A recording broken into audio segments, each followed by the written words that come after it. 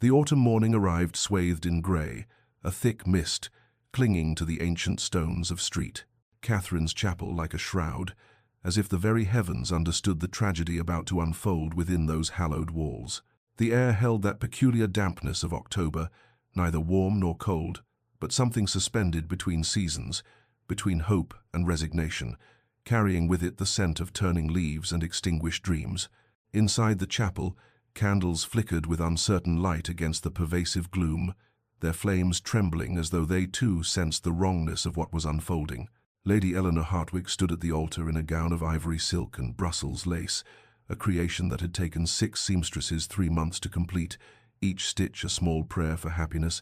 each pearl button sewn with the tender assumption of a joyful future. The veil cascaded down her back in a waterfall of delicate tulle,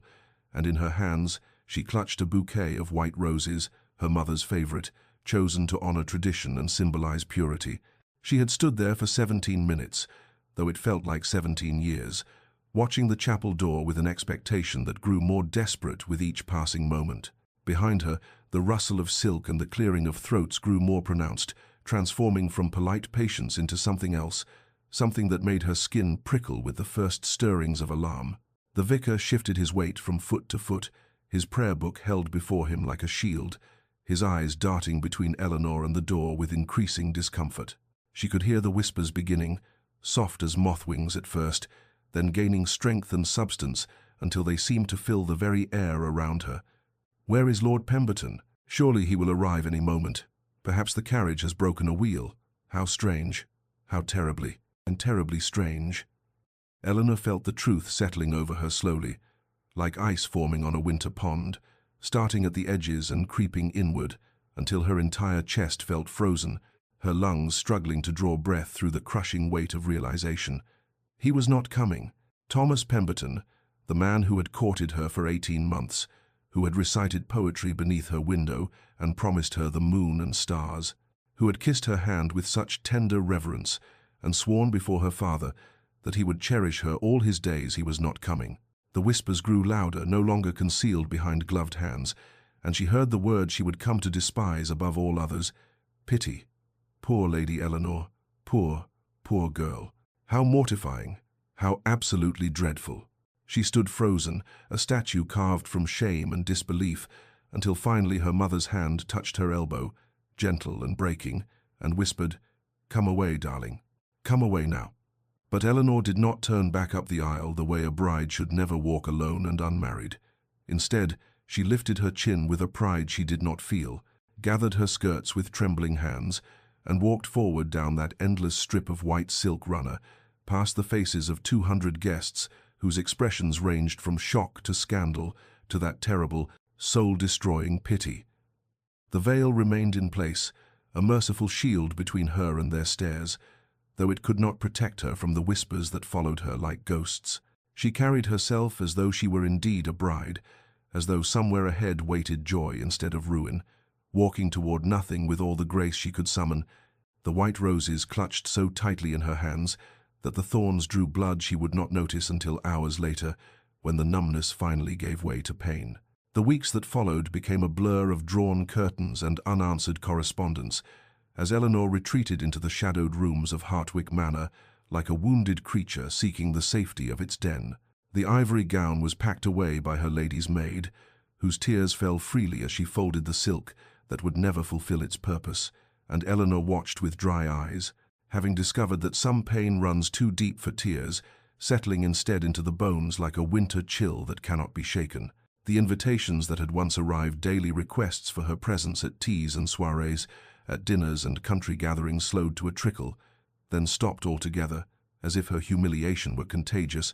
something that might spread to those who came too close. The few visitors she received came with carefully arranged expressions of sympathy that only deepened her mortification, their eyes sliding away from hers as they murmured platitudes about time healing all wounds and the Lord's mysterious plans, words that meant nothing and changed nothing. Her mother sat with her in the mornings, needlework in her lap, but her eyes constantly seeking Eleanor's face, searching for signs of recovery that did not come, while her father retreated to his study, unable to find words adequate to his fury at the man who had done this to his daughter. Her younger sister, Charlotte, would appear in her doorway at odd hours, bearing tea or books or simply her presence,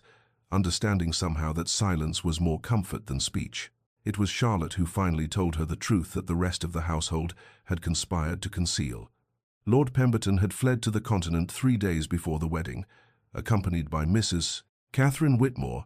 a widow with whom he had been conducting an affair for the entirety of his courtship with Eleanor. The words landed like physical blows, each detail of fresh violence. He had kissed Eleanor while loving another, he had planned a future with her while intending to abandon her, had stood in her father's study and asked for her hand while his heart belonged elsewhere. The cruelty of it was staggering, the calculation required to maintain such a deception while looking into her trusting eyes. A letter arrived in the 3rd week, forwarded by Pemberton's solicitor with obvious distaste,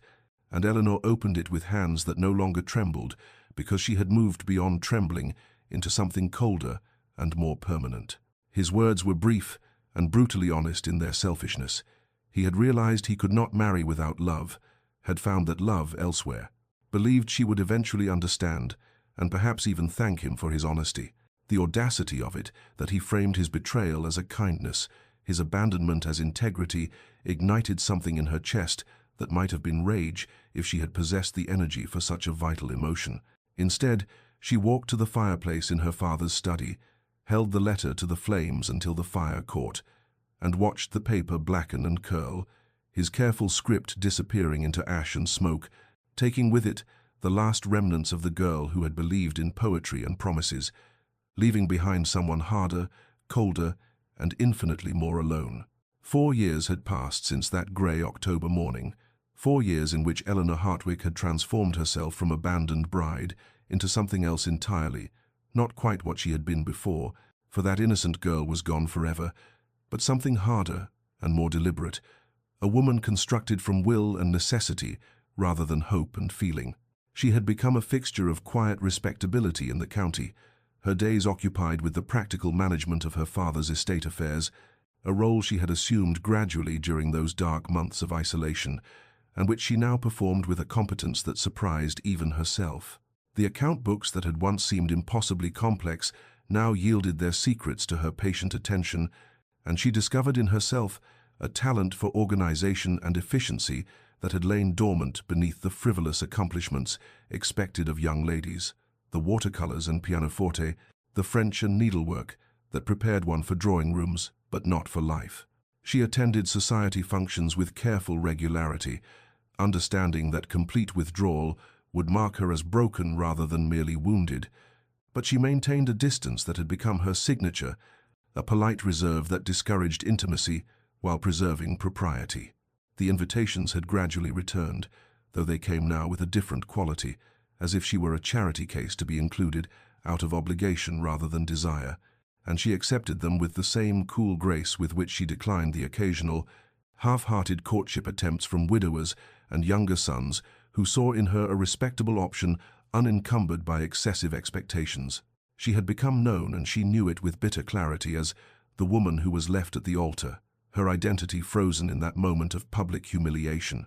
as if nothing she did before or after could matter as much as that single day when she stood waiting for a man who never came. Her competence with estate management, her intelligence in matters of business and politics, her quiet acts of charity in the village, none of it signified as much as that defining abandonment, and she felt sometimes as though she were a character in a story whose plot had concluded prematurely, leaving her to wander through subsequent chapters as a ghost of narrative purpose. Yet beneath the careful armor she had constructed, beneath the cool efficiency and measured smiles, there remained something she tried desperately to ignore, a longing for connection that manifested in the quiet moments when her guard dropped, when she watched her sister Charlotte with her new husband and felt an ache she could not name, when she walked past Street, Catherine's chapel, and remembered not the humiliation, but the hope she had felt before it was destroyed. She told herself that safety was enough, that independence was a kind of victory, that she had transcended the need for romantic attachment, but in the deepest hours of night she knew these for the lies they were, understood that she had not transcended desire, but merely buried it beneath fear, and this internal conflict exhausted her more than any amount of ledgers or correspondence ever could. As autumn arrived once more, bringing with it the traditional opening of the social season,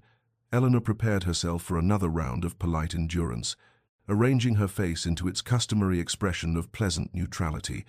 never imagining that this season would be different from all those that had preceded it, never suspecting that transformation was not always a thing one chose, but sometimes a thing that chose you, arriving uninvited and irresistible as the changing of leaves or the turning of tides.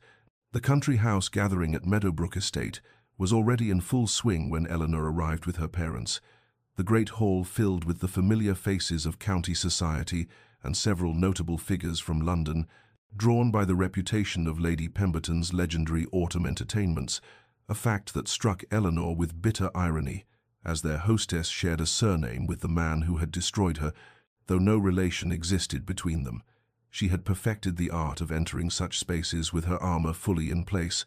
her expression pleasantly neutral, her posture conveying quiet confidence, while her eyes remained carefully averted from too direct contact, a strategy that allowed her to be present without being truly visible, to fulfill social obligations without risking genuine connection. It was during her retreat to the relative safety of the music room, seeking temporary respite from the ceaseless hum of conversation and laughter, that she first became aware of him, a tall figure standing near the windows, his profile severe and striking against the afternoon light, his attention focused on the gardens beyond rather than the gathering behind him, suggesting a man as eager to escape the performance of sociability as she was.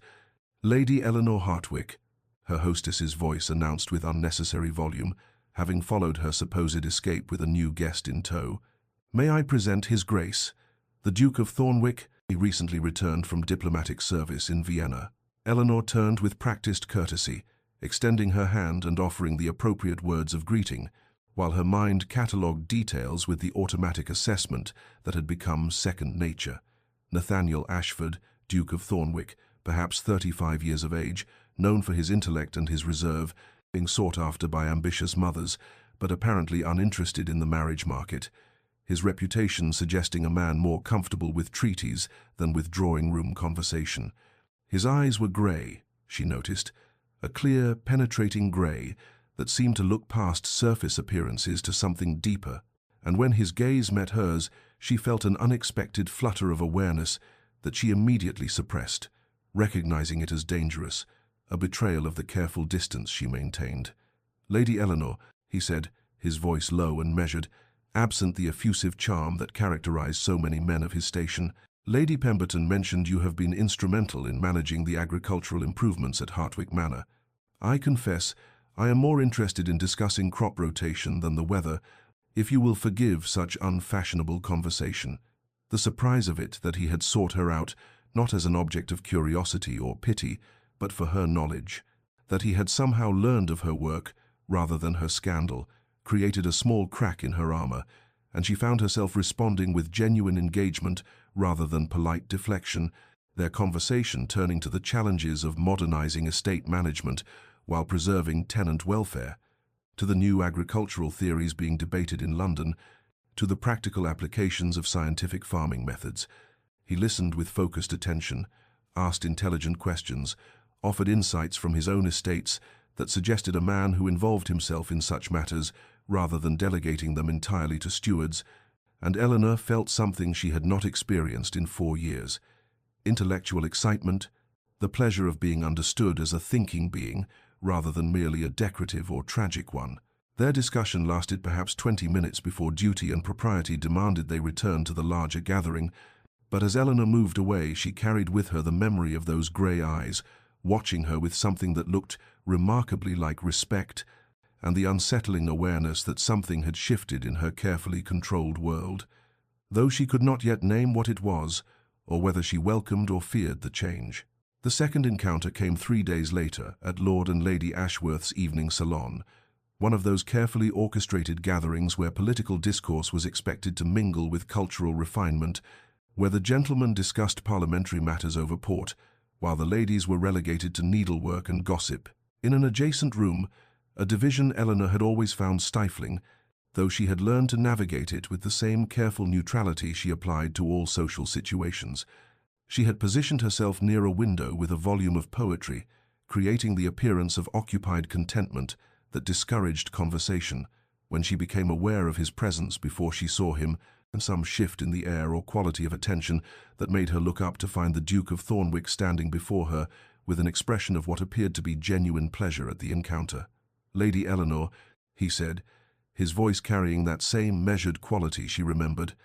"I wonder if I might impose upon your intelligence. There is a matter of some political complexity being debated rather passionately in the other room, and I find myself curious about a perspective uncolored by masculine posturing and parliamentary ambition. The unexpectedness of it, the implicit acknowledgement that women's exclusion from such discussions represented a loss of valuable insight rather than natural order, created that same dangerous crack in her armor, and she found herself setting aside the poetry and engaging with his question about the proposed reforms to the poor laws,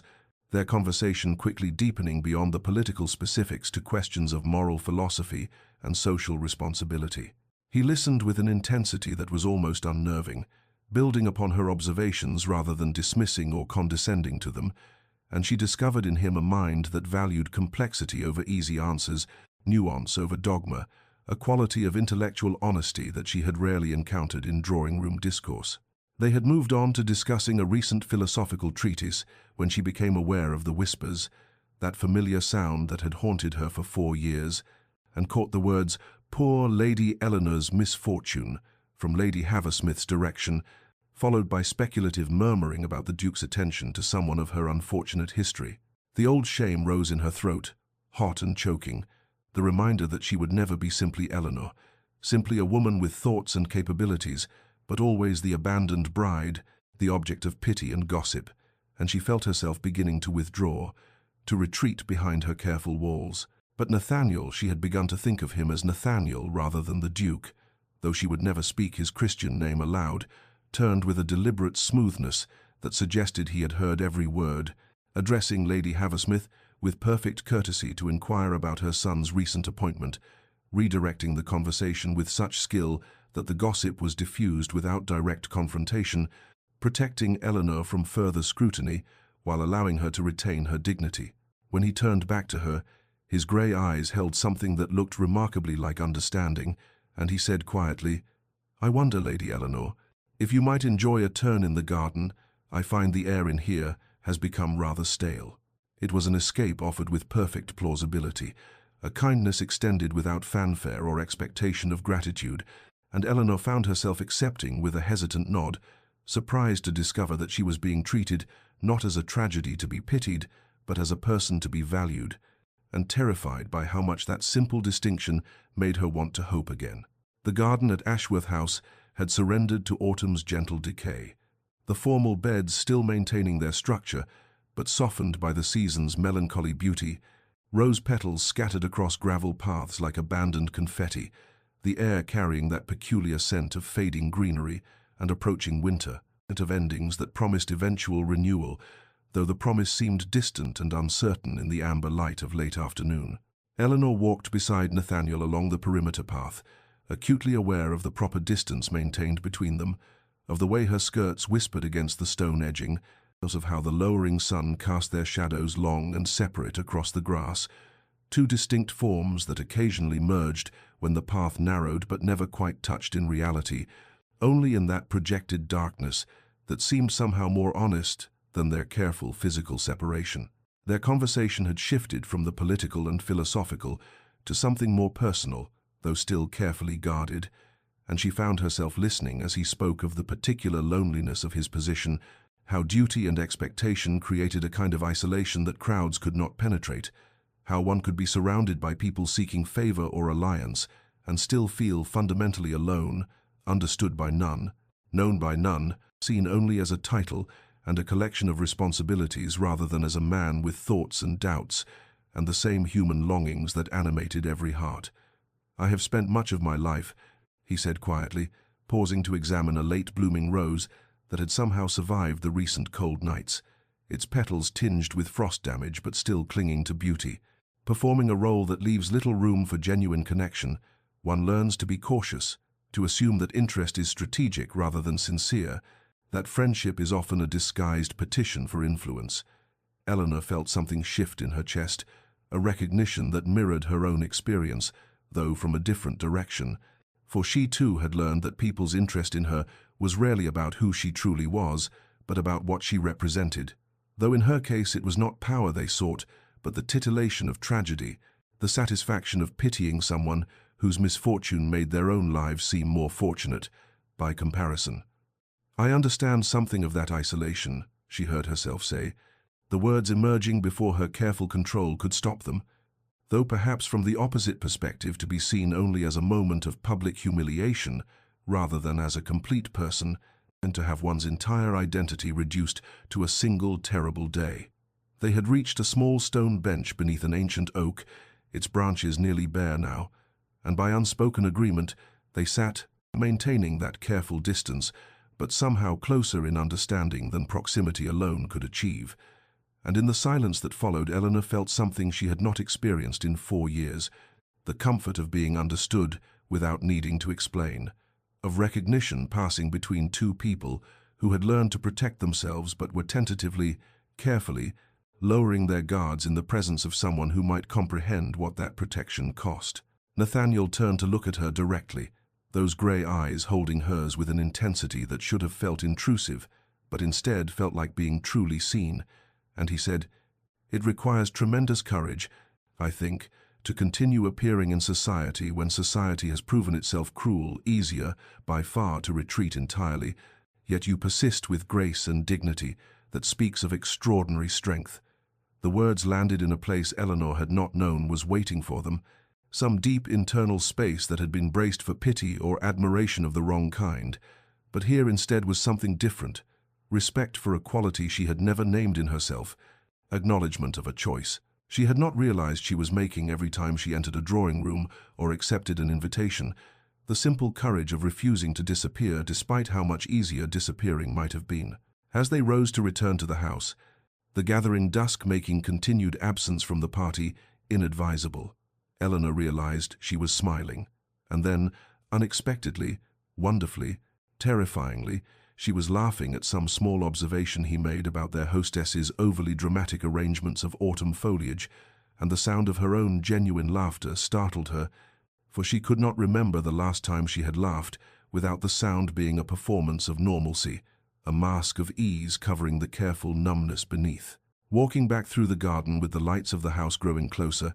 Eleanor felt hope stirring against her will, dangerous and insistent as spring growth pushing through frozen ground,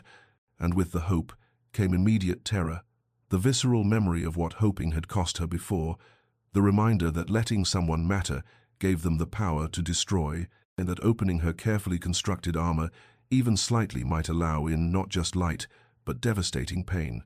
And she found herself simultaneously wanting to run toward this unexpected connection and to flee from it entirely, caught between the longing for something real and the fear that reality had already proven itself untrustworthy, that she was being foolish again, naive again,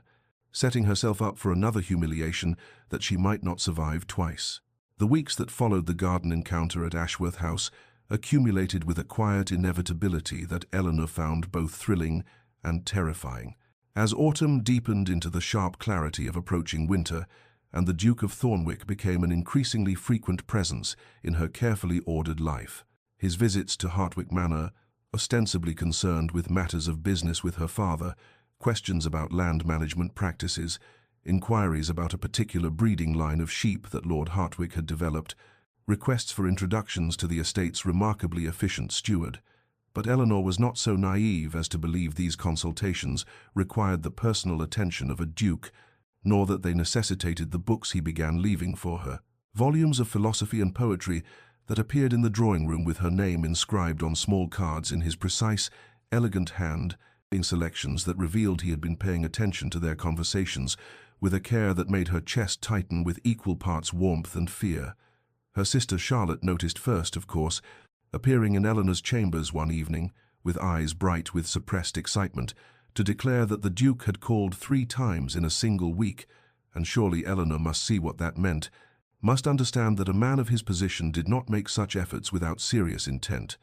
and their mother began displaying that particular quality of cautious hope that Eleanor found almost unbearable, as though she feared that naming the possibility aloud might cause it to dissolve like morning mist, leaving only disappointment in its wake. Eleanor herself moved through these weeks in a state of hypervigilance, examining every gesture and word for signs of eventual betrayal, watching for the moment when Nathaniel's interest would wane or reveal itself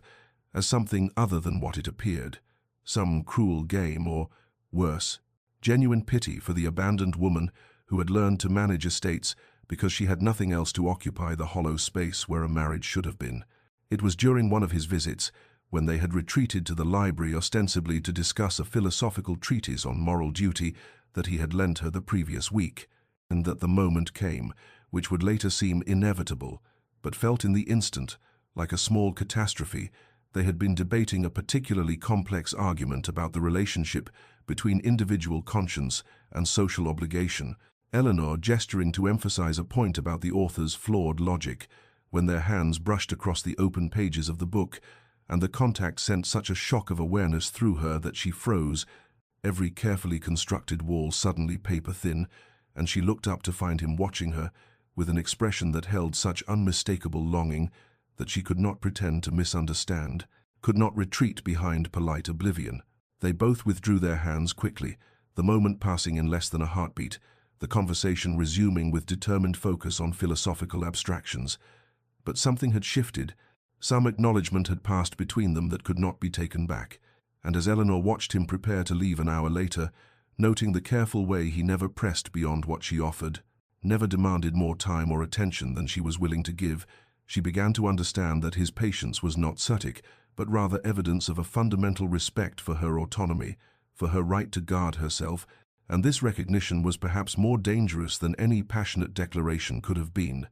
for it suggested that Nathaniel Ashford was precisely the kind of man who might actually be worthy of trust, which made the prospect of trusting him absolutely terrifying. The Winstead Ball represented the culmination of the winter season, its ballroom glittering with enough candlelight to rival the stars that Eleanor could not see beyond the floor-to-ceiling windows,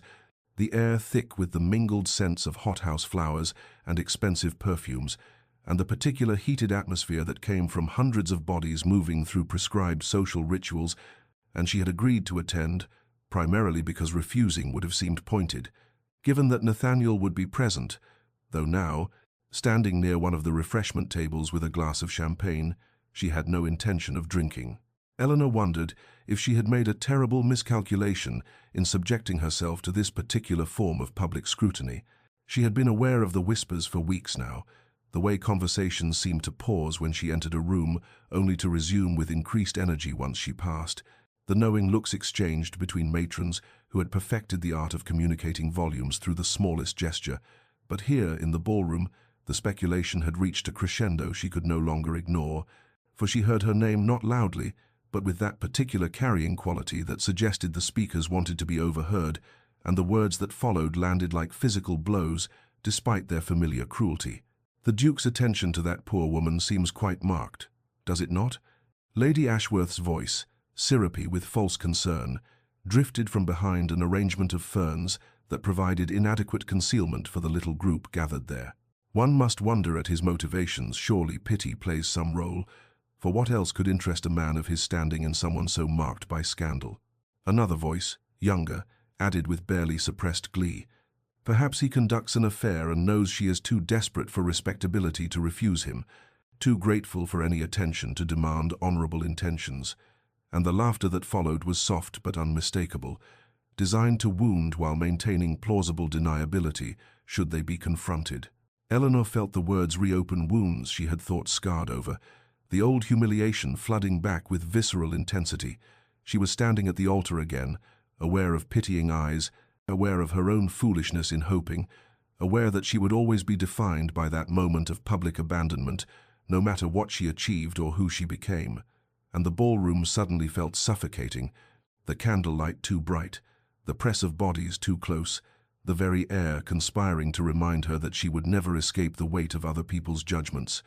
never be seen as anything more than an object of pity or speculation. She set down her glass with hands that trembled only slightly, years of practiced composure serving her even now, and made her way toward the terrace doors with measured steps that betrayed none of her internal distress,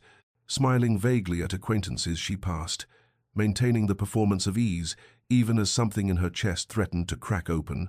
and only when she reached the cold November air of the terrace did she allow herself to lean against the stone balustrade,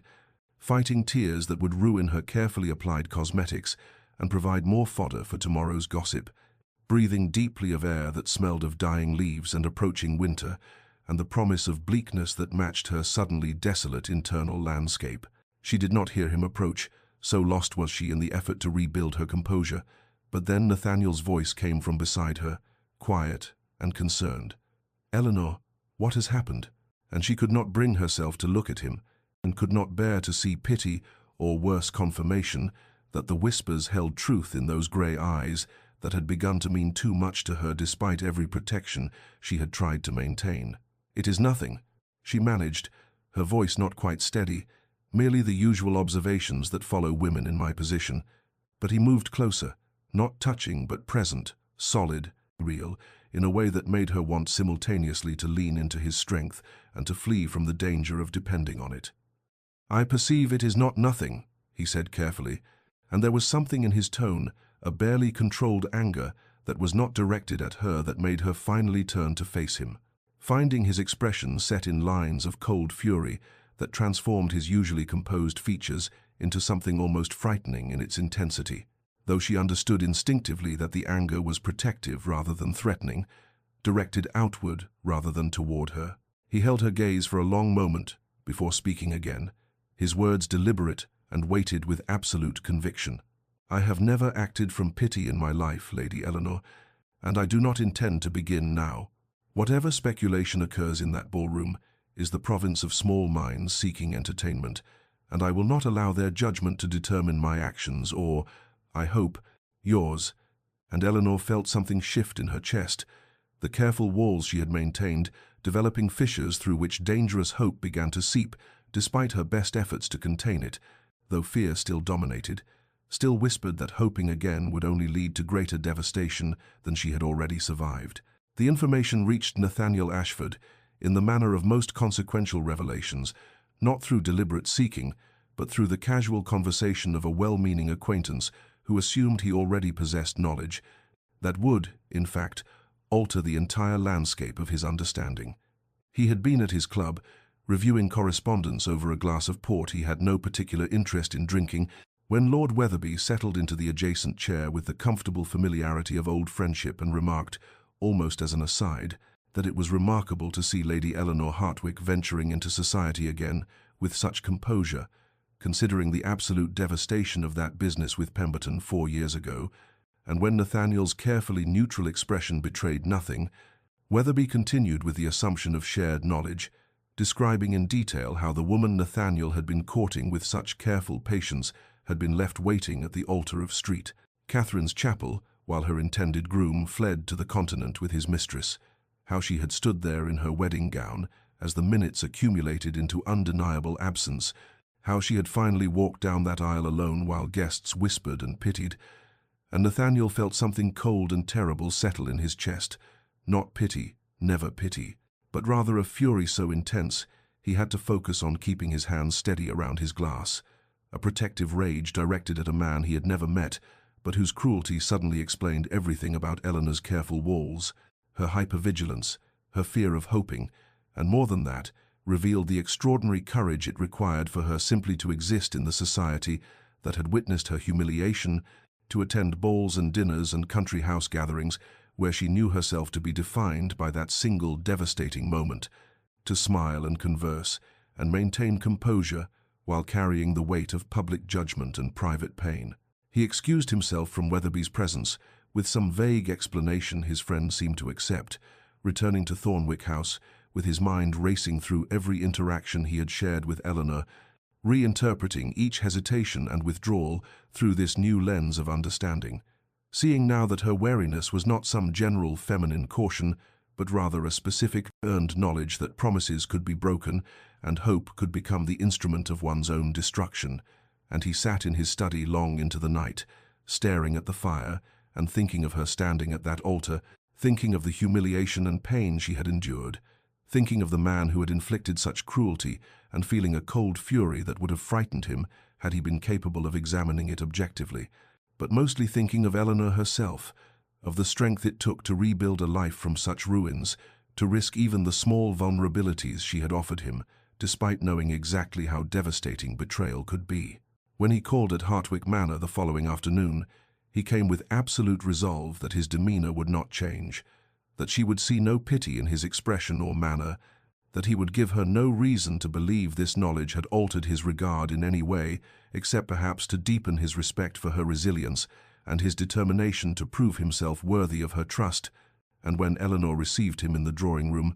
he watched her face carefully, saw the guarded assessment in her eyes as she tried to determine whether he had heard, whether he now knew her shame, and he responded by treating her exactly as he always had, with respect and careful attention, and the kind of regard that recognized her as a complete person rather than a tragedy to be pitied. He had not planned to invite her to accompany him on his visit to the Thornwick tenants who had recently welcomed their fourth child, but in the moment it seemed the perfect demonstration that his knowledge changed nothing of substance between them, and when he extended the invitation, treating her as a partner whose opinion and presence he valued rather than a fragile creature requiring protection, he saw something shift in her expression, a tentative easing of tension, and during the hours they spent visiting the Tennant family, discussing matters of estate management and appropriate support for growing families, the naturalness of their partnership became evident in ways that transcended words, their complementary strengths, the way they seemed to anticipate each other's thoughts, the easy collaboration that suggested not pity or charity, but genuine compatibility. And as they returned to Hartwick Manor in the late afternoon light, Nathaniel understood that his resolve had crystallized into something unshakable. He would court Eleanor Hartwick with such consistency and patience that she would come to understand that not all men were Pemberton, that some promises were kept, that trust, though terrifying, could sometimes be deserved. Winter had arrived with its stark beauty, the landscape transformed into something both austere and magnificent, bare trees, etching black lines against skies that held the peculiar brightness of coming snow, the gardens at Hartwick Manor stripped to their essential architecture, revealing bones that summer's abundance had concealed, and Nathaniel had called on Eleanor with such regularity over the preceding months that her family no longer remarked upon his visits, though her mother's hopeful glances and her sister's barely suppressed excitement suggested they understood the significance of his consistent presence, even if no formal understanding had been announced. And on this particular afternoon, Eleanor had received him in the library where they had spent so many hours in comfortable conversation, the fire crackling in the hearth, and the winter light filtering through the windows with that quality of illumination that seemed both cold and crystalline, and they had been discussing some matter of estate management, the comfortable discourse of shared interests and complementary perspectives, when Nathaniel's demeanor shifted in a way Eleanor perceived immediately, a subtle change in his posture and expression that signaled the conversation was moving into territory more personal and infinitely more dangerous. He had set down his teacup with deliberate care, his grey eyes meeting hers with an intensity that made her breath catch even before he began to speak,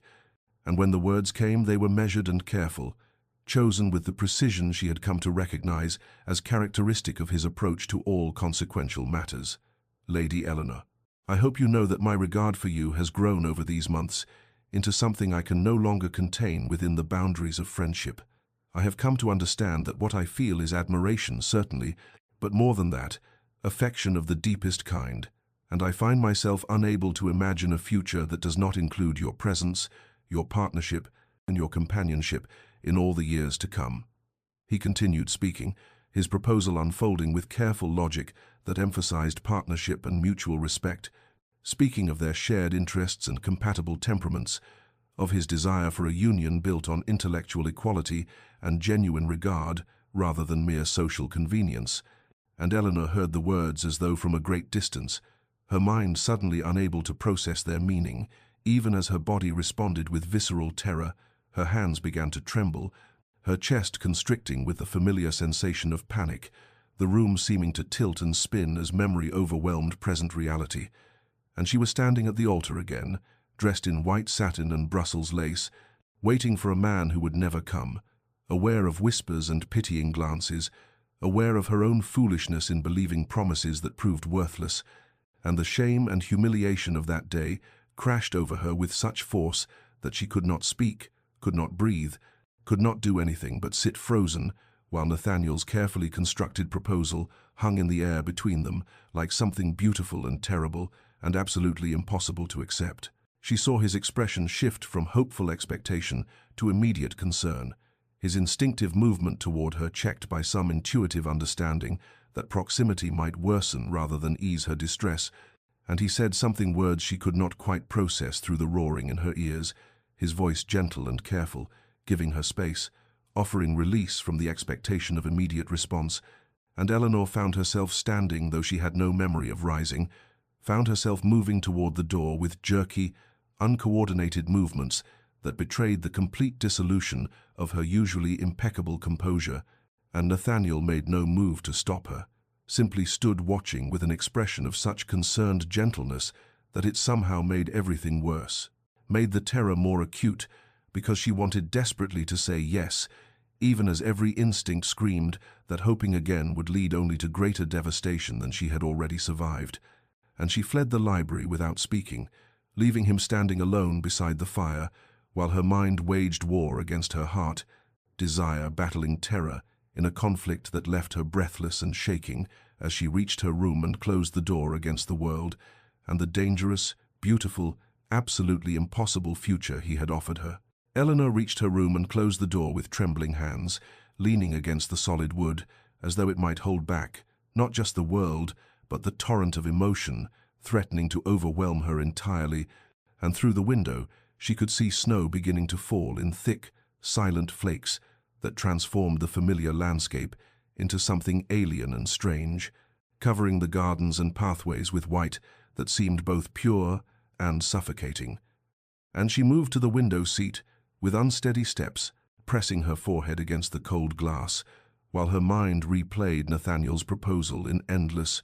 torturous repetition, his careful words, his sincere expression, the hope she had seen in his grey eyes, before her panic had driven her from the room, and beneath his voice she heard the echo of other promises, felt the ghost of that day 4 years ago when she had stood in white satin and believed herself beloved, when she had waited at the altar with her heart full of naive hope, while minutes accumulated into certainty that she had been abandoned,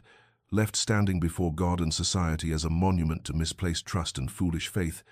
and the terror that gripped her now was not rational or reasoned, but rather visceral and complete, the bone-deep certainty that hoping again would lead only to greater devastation, because this time she would know better, this time she could not claim the excuse of innocence, and if Nathaniel proved false, if he left her as Pemberton had left her, she would have only herself to blame for being stupid enough to believe that promises meant anything, that affection could be trusted,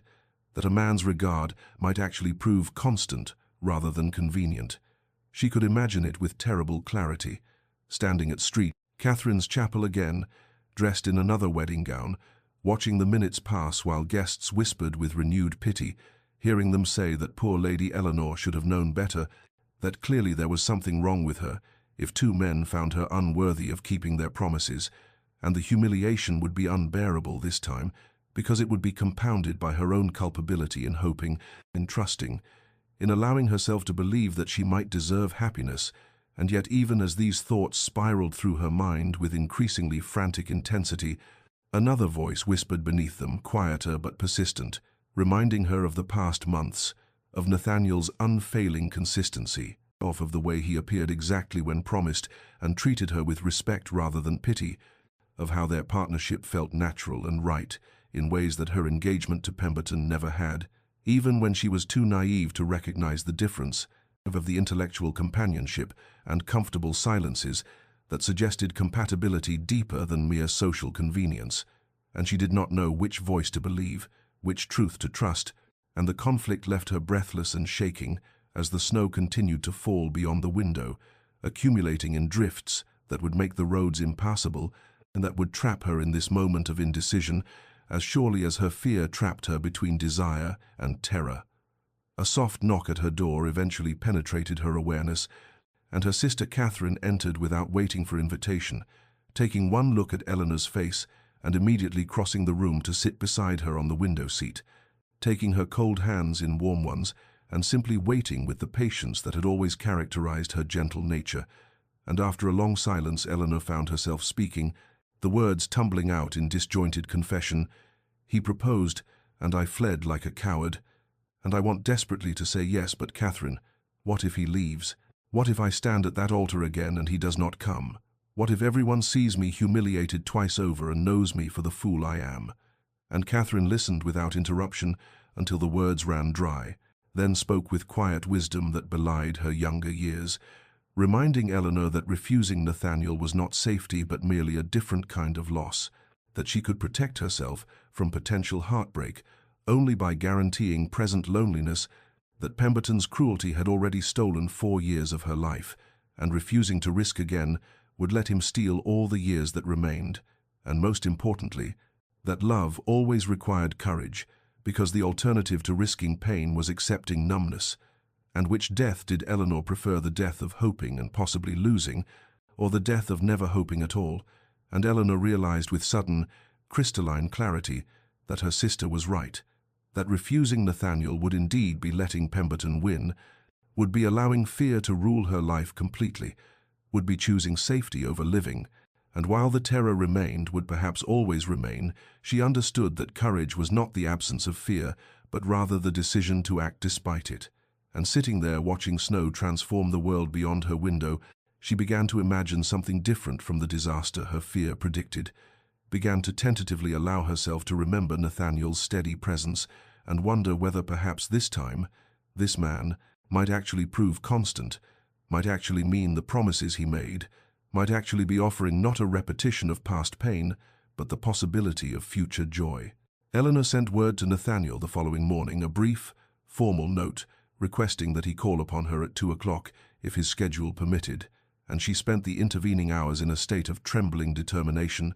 rehearsing what she needed to say while watching through her window as the world beyond transformed under clear skies. The snow that had fallen during her dark night of the soul, now glittering in brilliant sunshine that made everything appear both pristine and possible, as though nature itself offered evidence that storms could pass and leave beauty in their wake. And when Nathaniel arrived precisely at the appointed hour, she received him again in the library where his proposal had sent her fleeing in panic. But this time she had fortified herself with the courage her sister had helped her recognize, the understanding that speaking her truth, all of it, the shameful and painful parts she had kept hidden, was necessary if there was to be any possibility of the future he offered. And so when he entered with careful courtesy, his grey eyes searching her face with concern and question, she gestured for him to sit and remained standing herself, because movement seemed necessary to force the words past the constriction in her throat, and she began to speak with hands that trembled, despite her best efforts at composure, telling him first about that day 4 years ago, in halting sentences that gradually gained momentum as the story poured from her, how she had stood at St. Catherine's Chapel in white satin and Brussels lace, how the minutes had accumulated while guests whispered and shifted uncomfortably, how she had felt the exact moment when waiting became certainty that Lord Pemberton would not come, how she had walked down the aisle alone past pitying faces while humiliation burned through her like fire, and then the aftermath, the weeks of isolation and the social ruin, the way invitations ceased and supposed friends spoke of her in tones of condescending sympathy, and finally Pemberton's letter explaining his long-standing affair with another woman and his casual cruelty in admitting he had never truly intended to marry Eleanor, but had found himself trapped by circumstance and family expectation until flight seemed his only option.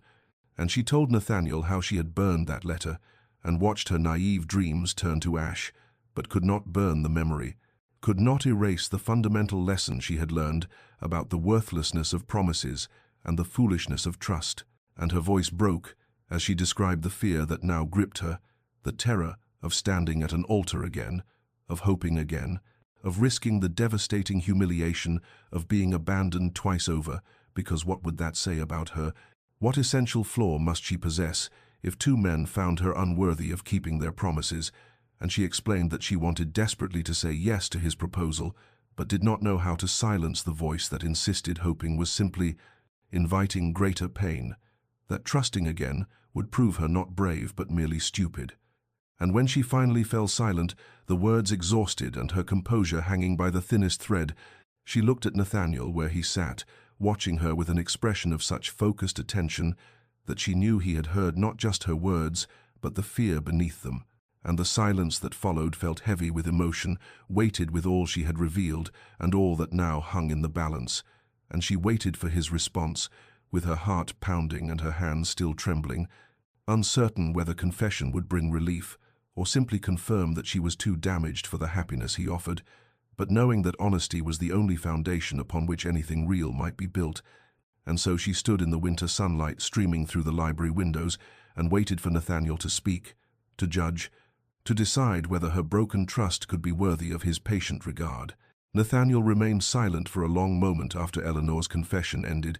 and she watched him with her heart suspended between beats as his grey eyes held hers with an intensity that seemed to see not just her present fear, but all the accumulated pain that had shaped it. And when he finally spoke, his voice was quiet, but carried a weight of emotion carefully controlled. And he began by telling her something she had not known, that he too had once been engaged, years ago before his diplomatic service, to a young woman of good family whom he had believed he loved with the fervent certainty of youth,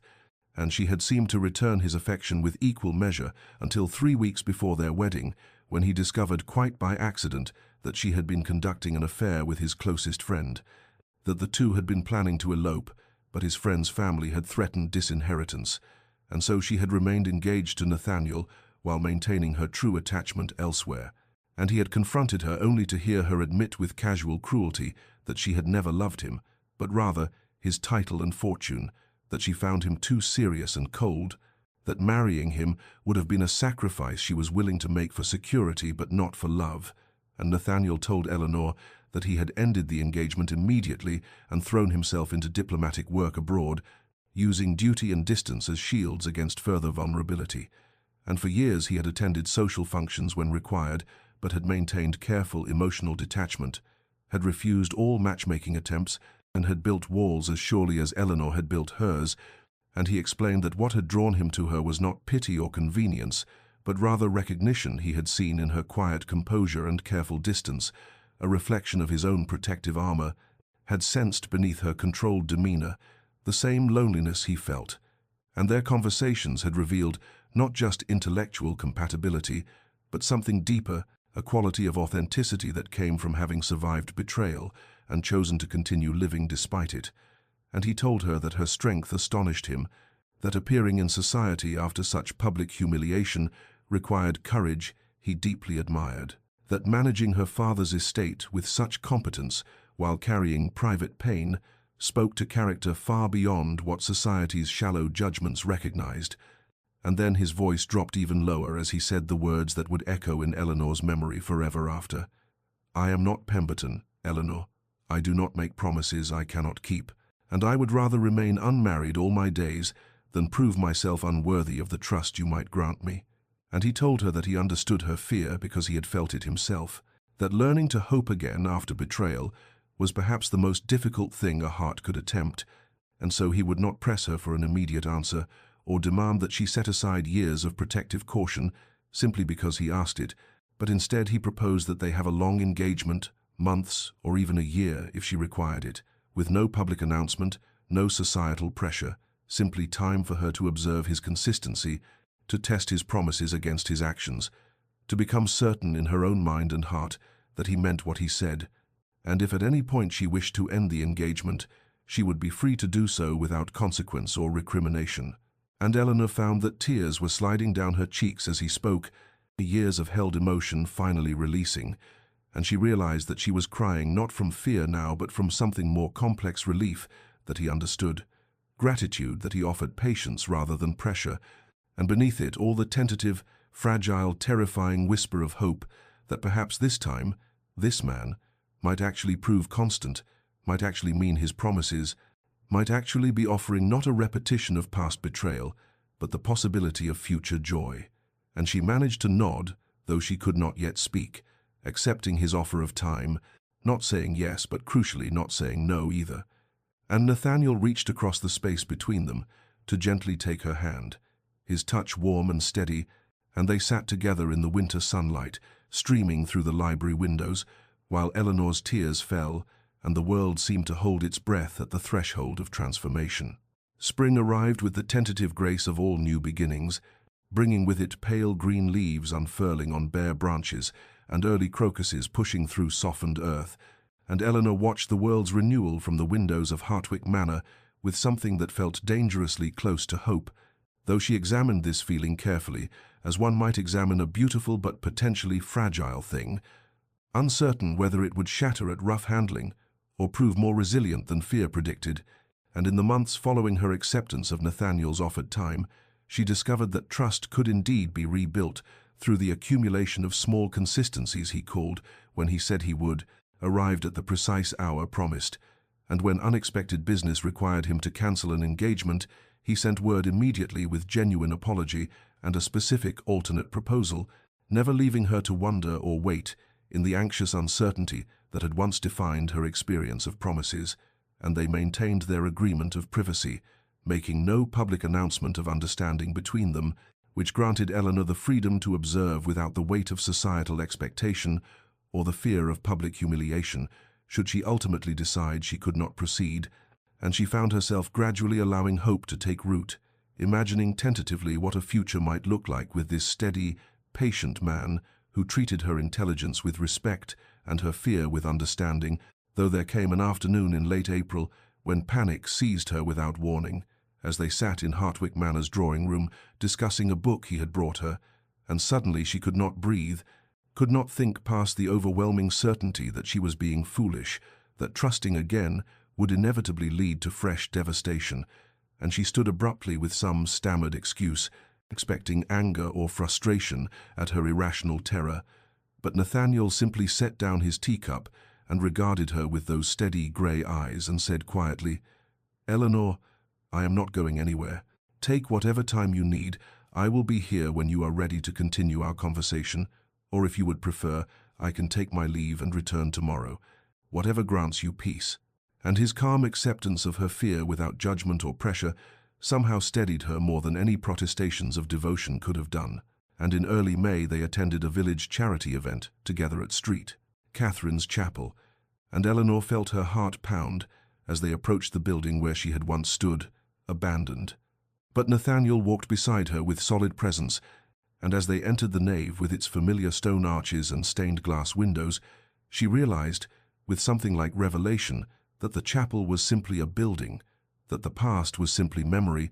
that these physical spaces held only the power and meaning she chose to grant them, and standing there with Nathaniel's arm steady beneath her hand, she understood that she was not the same terrified, abandoned girl of 4 years ago, but rather a woman who had survived devastating pain and learned that she possessed a strength she had never imagined. And perhaps more significantly, she recognized that Nathaniel was not Pemberton, that his consistent presence over these months of quiet courtship had demonstrated character that actions proved far more reliably than words ever could. And as they moved through the chapel, distributing baskets to families in need, Eleanor felt something shift fundamentally within her. A loosening of the fear that had gripped her heart for so long, a cautious but genuine belief that perhaps this time, this man, this possibility, might actually lead not to fresh heartbreak, but to the authentic partnership and joy she had once dreamed possible. Summer arrived in waves of warmth and abundance,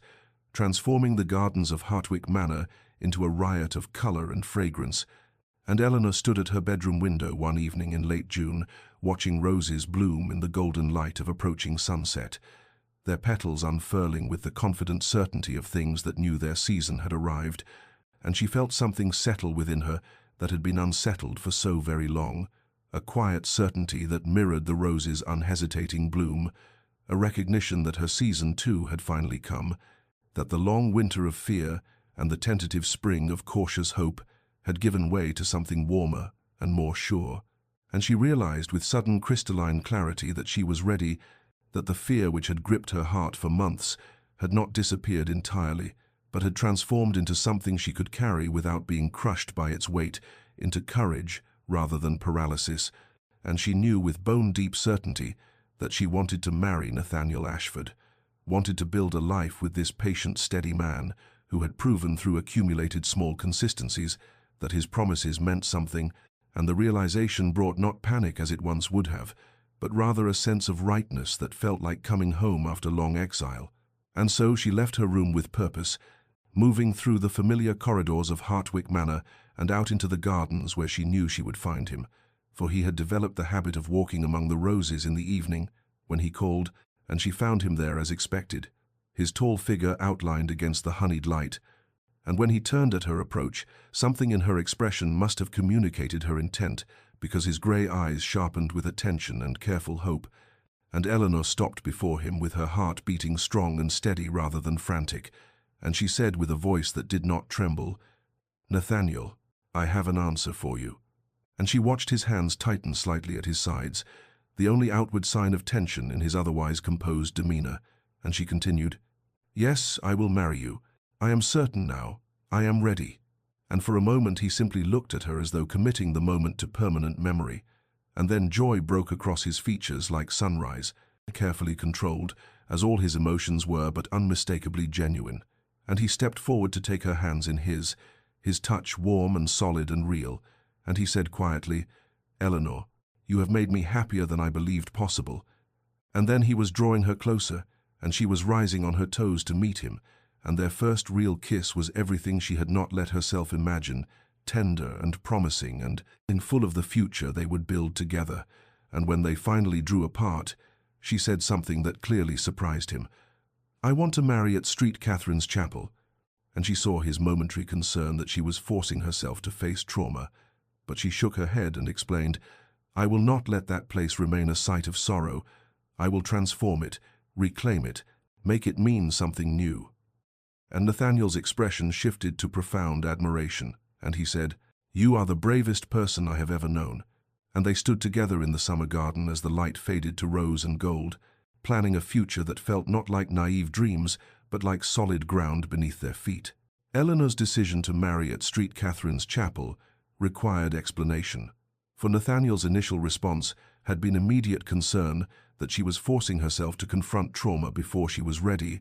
that she was attempting to prove something to society or to herself through sheer force of will rather than genuine healing. But she took his hands in hers there in the summer garden and explained with quiet conviction that this was not about forcing anything, but rather about reclaiming what had been stolen from her, that she would not allow that beautiful old chapel with its stone arches and jeweled light to remain forever in her mind as the site of her greatest humiliation, that she refused to grant Pemberton's abandonment the power to transform a sacred space into a place of permanent pain. And as she spoke, Nathaniel's expression shifted from concern to profound admiration, for he understood that this was not the decision of a woman running from her past, but rather one who had decided to face it directly and transform its meaning through the creation of new and better memories. And he said quietly that he would support whatever she decided, that they could marry anywhere or nowhere as long as they married, but that if she chose St. Catherine's he would stand beside her with pride and joy.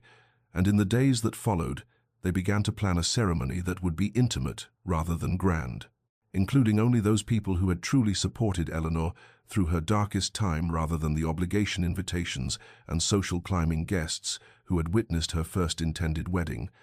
And when Eleanor told her parents of her decision,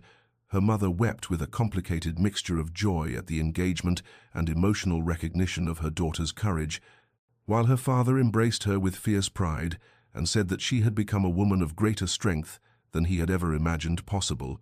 And her sister Catherine responded with such enthusiastic support that Eleanor found herself laughing at the torrent of wedding planning suggestions, though they kept the plans simple and personal rather than elaborate. And there came an afternoon in July when Eleanor drove alone to St. Catherine's Chapel, asking her driver to wait while she entered the quiet nave by herself. And she stood in the precise spot where she had stood 4 years earlier in her elaborate gown, with her heart full of naive hope, waiting for a man who would never come. And the memory rose sharp and painful as it always did in this space. But this time Eleanor did not flee from it, but rather let herself feel it fully, the humiliation, the grief, the shattering of dreams. And then she consciously chose to forgive herself for having hoped that first time, for having been young enough and trusting enough to believe in promises that proved empty, and she allowed herself to acknowledge that hoping again with Nathaniel was not foolishness, but rather the profound courage of someone who had been devastated and yet refused to let devastation define the remainder of her life. And she stood there in the colored light, falling through stained glass windows, and made a promise to herself that when she returned to this chapel as a bride, she would not be the same frightened girl who had waited here in vain, but rather a woman who knew her own worth and had chosen a man who recognized and honored that worth consistently through action rather than empty words. Autumn had returned to the countryside with its particular slant of golden light and crisp promise of transformation, and on a morning in late September, 4 years almost to the day since that grey dawn, when Eleanor had waited at an altar for a man who never came, she stood once more in her bedroom at Hartwick Manor, preparing to become a bride. But everything about this preparation felt fundamentally different from that first fevered anticipation, for where once there had been frantic hope and nervous excitement, now there existed a deep, calm certainty that settled in her bones like bedrock, and her gown reflected this transformation, being simpler in design than the elaborate confection she had worn before, made of ivory silk that fell in clean, elegant lines without excessive ornamentation, as though the dress itself understood that she no longer needed artifice or decoration, but could stand in her own essential truth. And as her mother fastened the small pearl buttons at her back, Eleanor noticed that her hands were steady rather than trembling, her breathing even rather than quick with panic, and she met her own eyes in the mirror and recognized the woman looking back at her, not the naive girl who had believed promises came without proof, but a woman who had been broken and had painstakingly reassembled herself into something stronger and more authentic than she had been before. And when her father came to collect her, his eyes filled with tears as he said she had never looked more beautiful, though Eleanor knew he meant not her appearance, but rather the quality of peace that emanated from her, the visible evidence of hard-won healing. And as they drove through familiar countryside toward Street, Catherine's Chapel, she noted, landmarks that had not changed in 4 years, while she had changed entirely, the ancient oak at the crossroads still spreading its branches in benediction, and the stone bridge over the stream, still arching gracefully over water that flowed always forward, never back. And when the chapel came into view, her heart beat strong and steady rather than frantic, and the autumn morning had blessed them with weather that seemed like grace made manifest, warm light pouring through gaps in white clouds to gild the ancient stones. And her father helped her from the carriage with a hand that trembled slightly, though hers did not, and together they entered the chapel's small vestibule, where Catherine waited with Eleanor's simple bouquet of roses and Michaelmas daisies, her sister's face radiant with joy and fierce pride. And then the chapel doors opened, and Eleanor could see down the short aisle to where Nathaniel stood, waiting beside the altar. His tall figure, solid and present and utterly certain, his grey eyes finding hers immediately with an expression of such profound love and steady commitment that Eleanor felt tears prick her eyes, though they were tears of gratitude rather than fear,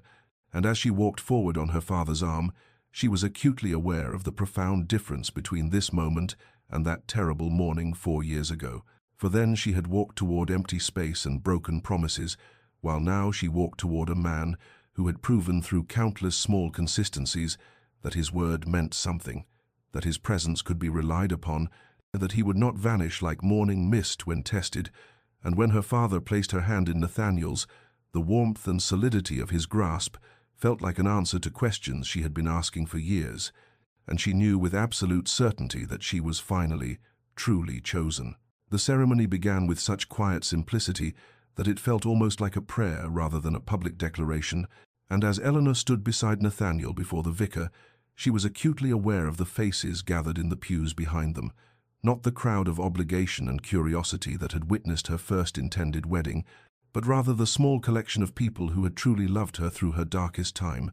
her parents with tears already streaming down their faces, her sister Catherine beaming with fierce joy, Nathaniel's closest friend, Lord Ashworth, who had become her friend as well, the housekeeper from Hartwick Manor, who had brought Eleanor tea during those first terrible weeks of isolation, the tenant families who had benefited from her careful management and had never treated her as an object of pity, and as the vicar began the traditional words,